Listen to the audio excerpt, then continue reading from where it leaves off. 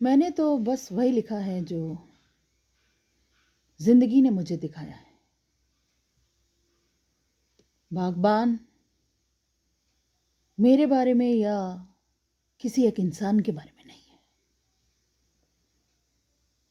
ये किताब है बीते हुए कल और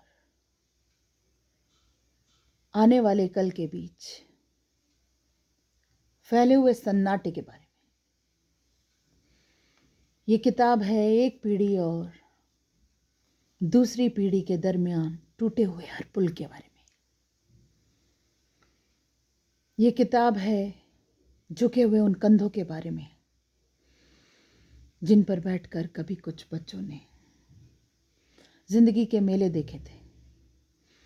ये किताब है कांपते हुए उन खाली हाथों के बारे में जिन्होंने अपने बच्चों के नन्हे हाथों को पकड़कर उन्हें चलना सिखाया था। ये किताब है लरसते हुए उन होठों के बारे में जिन पर कभी लोरियां थी मगर अब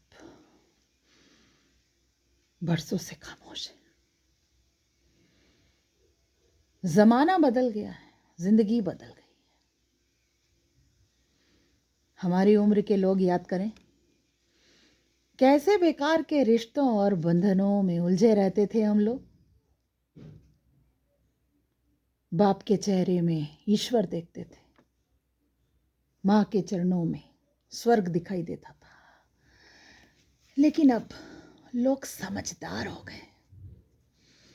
आज की पीढ़ी बड़ी होशियार और प्रैक्टिकल हो गई है।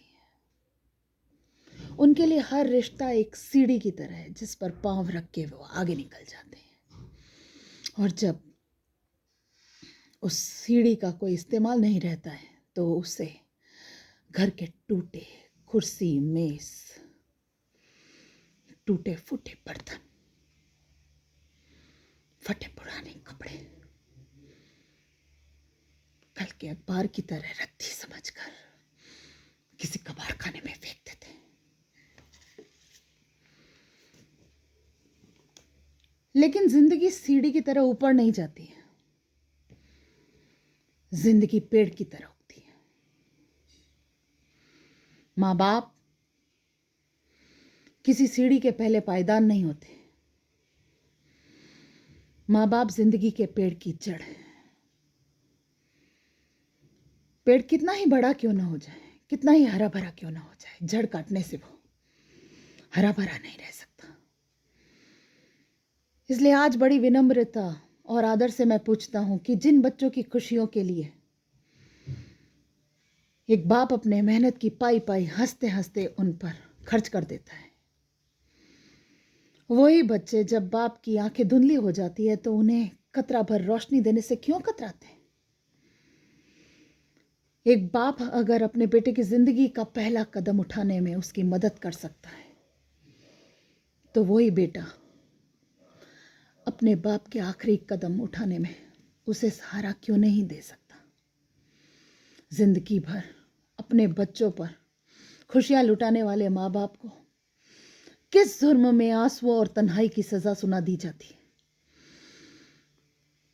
अगर वो हमें प्यार दे नहीं सकते तो उन्हें हमसे हमारा प्यार छीनने का अधिकार किसने दिया। क्या समझते हैं ये बच्चे कि जिन माँ बाप को प्यार के बंधन में बांधकर भगवान ने एक किया है उन्हें वो दो हिस्सों में बांटकर अलग अलग तड़पने के लिए छोड़ सकते? क्या इसी दिन के लिए इंसान औलाद मांगता है? इसी दिन के लिए औलाद शायद ये भूल रही है कि आज हम बूढ़े हैं तो कल वो भी बूढ़े होंगे। और रही बात मेरी, तो हमारी चिंता तो आप कीजिएगा मत, क्योंकि अगर हम उन बच्चों को पाल पोस कर बड़ा कर सकते हैं जो न चल सकते हैं, न बोल सकते हैं, न कुछ समझ सकते हैं, तो हम अपने आप को भी पाल सकते हैं। हमें किसी से कोई उम्मीद की जरूरत नहीं है क्योंकि हम बहुत खुशकिस्मत हैं। हम इसलिए खुशकिस्मत हैं क्योंकि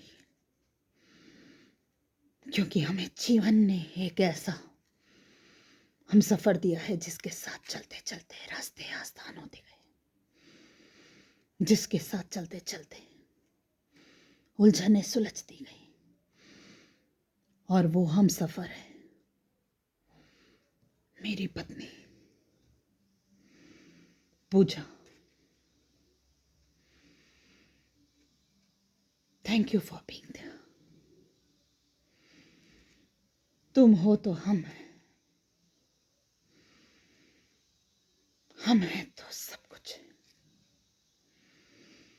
वरना कुछ नहीं, कुछ भी नहीं। बस यही कहना था मुझे।